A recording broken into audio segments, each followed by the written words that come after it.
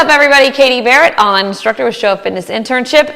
As we are going through how to become a successful personal trainer and reading the book, we're learning about the core patterns of movement. So I already broke down the squat for you. Now I'm going to break down the vertical pull, all right? So this is where a lot of people get confused, the difference between a vertical pull and a horizontal pull, and a vertical push and a horizontal push. So let's break that down. The vertical pull occurs in the frontal plane of motion. If you remember, there are 3 planes of motion: frontal, sagittal, and transverse. The frontal plane of motion, you can pretend like you have a wall in front of you and a wall behind you, and the only way you can move is like this, all right? So we have a abduction of the humerus, taking away from the midline of the body, a deduction of the humerus concentrically, bringing towards the midline of the body. So we have a abduction of the femur, a deduction of the femur, all right?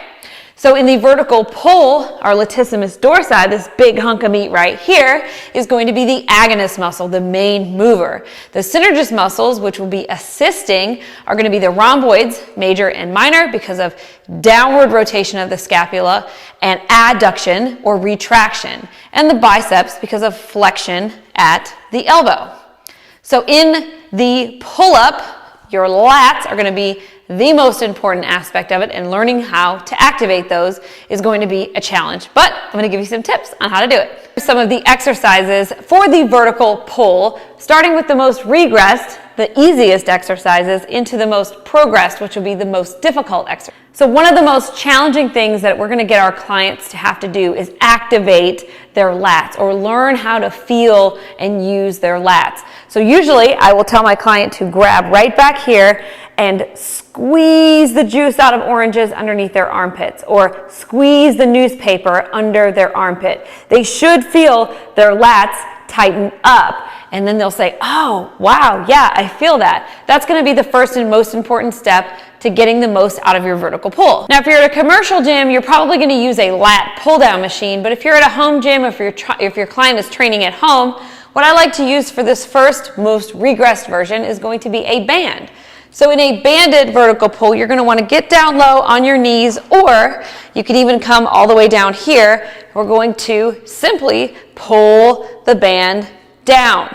You want to make sure that you are squeezing your lats. A cue that I like to use for this is pretend you're squeezing the juice out of oranges under your armpits. This is going to be the most regressed version of a vertical pull. The second most common exercise you're probably going to do is a lat pull down on a machine. So you could do a wide grip lat pull down, you can do a closer grip lat pull down. It just really depends. So I'm going to have my client sit down. Now we don't want to make this into a horizontal pull by leaning all the way back. We want to keep this vertical like a pull-up. So you're going to have your client pull down towards their chest by squeezing their lats.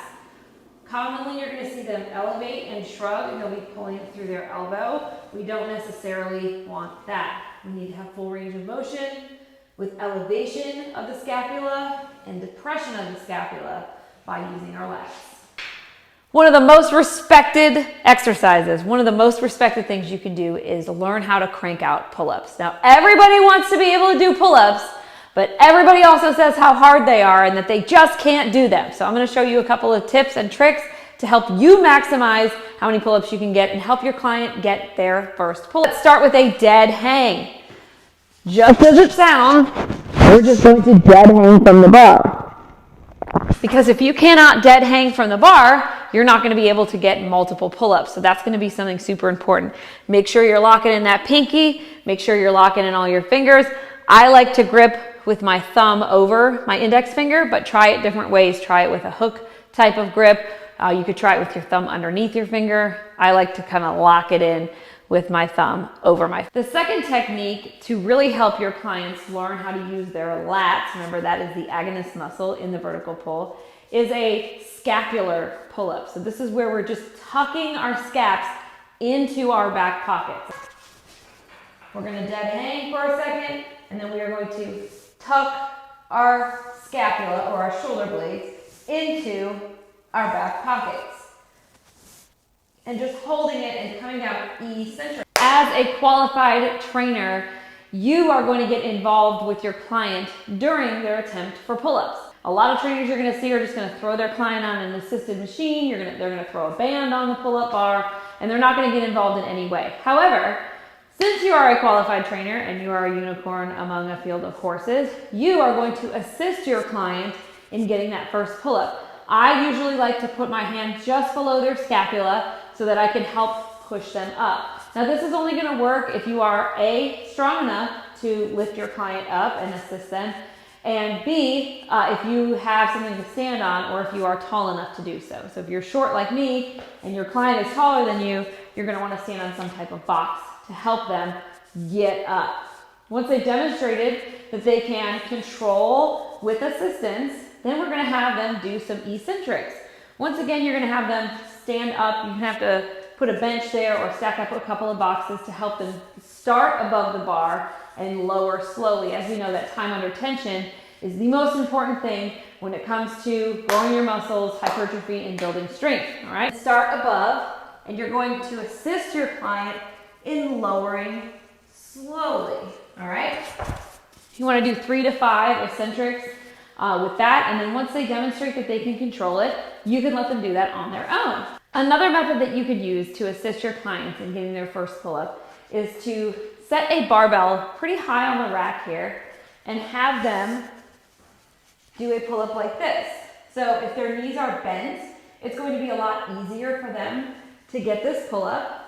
And then to make it a little bit harder, you'll want them to straighten their legs. First pull-up, you may need to lower that bar a little bit so that we don't make this into a horizontal pull. You want to keep it a vertical pull, and most people are going to struggle to get under this bar. So you want to make sure you lower it and keep it over their head, just like a pull-up bar would be. You see quite a few people using bands for pull-ups, and I am not against using bands. I am against using bands for an extended period of time, or if you never change the resistance of the band, that is what I don't agree with. So you may start with a heavy resistance band for a week, and then move to a little bit lighter resistance band for another week, and an even lighter one for the week after that. But after about 3 weeks, you should be able to get a pull-up. Now, just because you're using a band does not mean you don't have to work on the mechanics of a pull-up, because that is the most important part of getting that pull-up, is actually developing the ability to tuck your scapula into your back pockets. So keep on practicing, be consistent, grease the groove, do it every single day, and I promise with that consistency, you